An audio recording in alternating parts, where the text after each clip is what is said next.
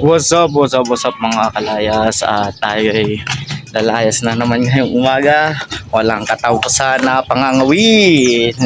So, pero ngayon talaga, hindi namin balak mangawil. Aray ko mainit.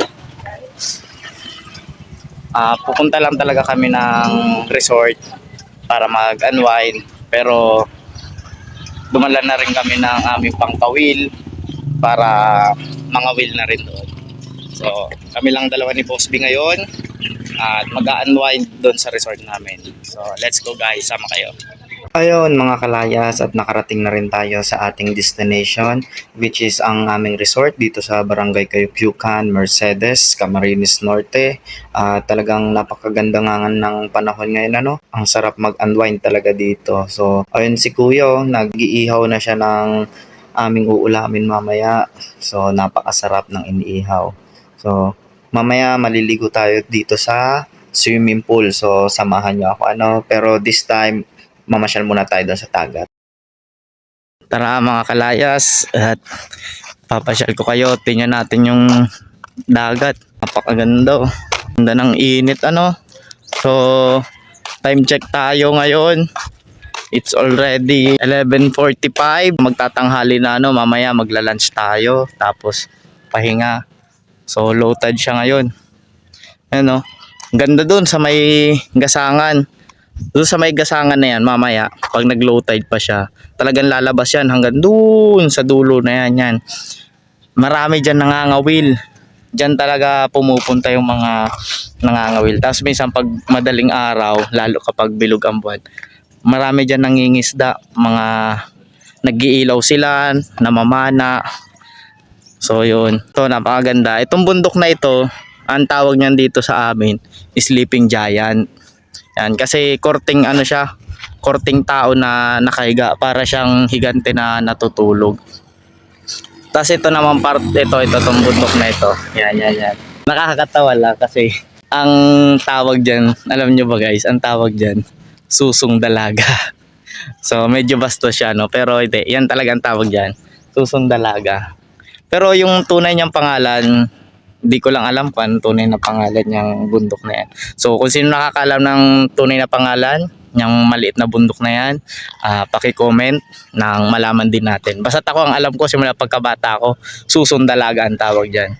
So yun, dito din ako lumaki nung simula pagkabata ko, kasi itong resort na ito, yan, sa lolo ko ito. Kami ang pinakaunang may resort dito, tapos ngayon marami nang may resort dito. Tapos kami, syempre, hindi naman namin naasikaso, tapos gawa ng palaging ang daming bagyong dumaraan dito sa amin. So yun, nagiba na yung mga cottage, tapos dala na rin ng kahirapan, hindi na napaayos. Kasi kada masasalanta talaga ng bagyo, ang laki ng gastusin, pagpapaayos. So kaya ito, ganito na lang, natira na lang swimming pool. So mag-enjoy na muna tayo guys. Yun mga kalayas, so unwind tayo ngayon dito sa ating resort. Yun. Ayun po, kaway-kaway kayo ate. Sama kayo sa vlog ko. Ayan. Vlogger na yan. Nice. Yan to guys, so mga kalayas, enjoy life lang tayo palagi. Tama. So ayun mga kalayas, tara samahan niyo ako at mag-swimming dito sa swimming pool. So ang sarap mag-unwind, ano, talagang malayo sa stress. So kailangan natin minsan kalimutan muna ang mga problema, yung trabaho na yan, mga ka-stressan. Kailangan natin mag-relax and mag-enjoy. So maganda pupunta tayo sa mga gantong lugar para mag-unwind. So let's go guys, tara swimming tayo.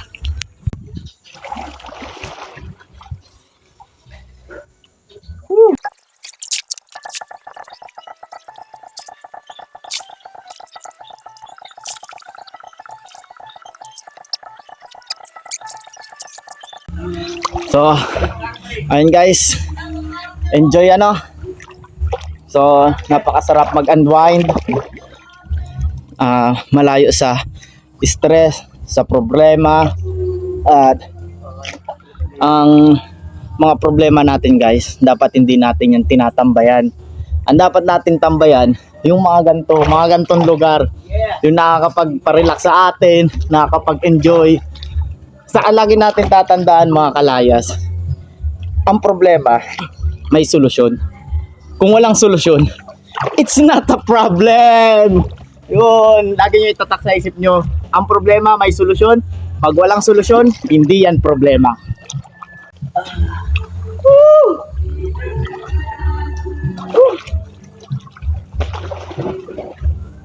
Love me with all of your heart, all I want.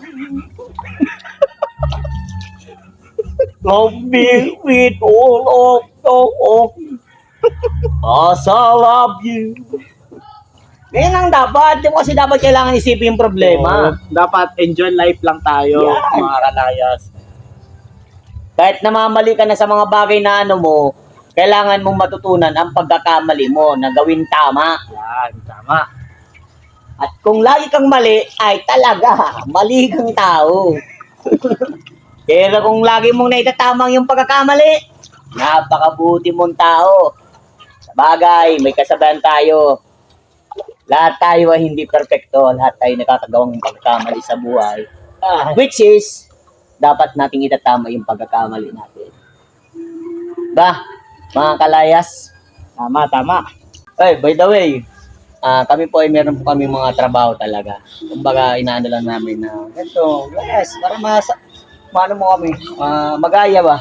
Oh, Kung wala kang time, bigyan mo oras ang iyong sarili. Hindi Treat puro yourself! Hindi puro trabaho. Yeah! Bigyan natin ng oras ang ating sarili, mga kalayas. Ano? Yeah. Kasi darating ang panahon kapag ikaw ay tumanda na at mga ganitong event nalalayas ka, hindi mo na Wala na. ma-enjoy Hindi kasi na hindi ka na ma-enjoy. malakas. Oo. Habang malakas ka, gawin mo na yung pinaka the best moment in your life.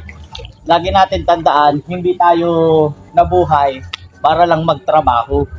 Nabuhay din tayo para mag-enjoy. Yes. Diba? Habang napapanood mo to, pag-isipan mo na to.